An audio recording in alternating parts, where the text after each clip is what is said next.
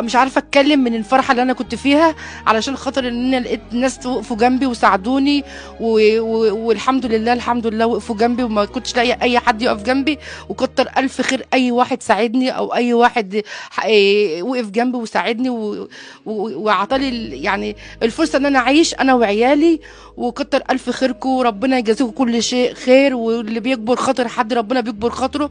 وانا بطلب بس حاجه، ان بس اي حد في يتجوز يتجوز على قده، علشان خاطر ما يتحصلوش الموقف اللي انا كنت فيه، لان ده تدمير لكل حاجه، تدمير لنفسيتي وتدمير لعيالنا ولكل حاجه. وبشكركم كلكم، وبشكر اي حد، وجزاكم الله خيرا. وبشكر استاذ علي والفريق الاعداد بتاعه، كتر الف خيرهم، وشكرا لحضراتكم.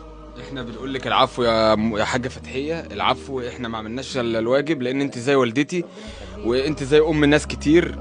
الله يبارك فيك يا حاجه فتحيه. انا بس برضو نستفيد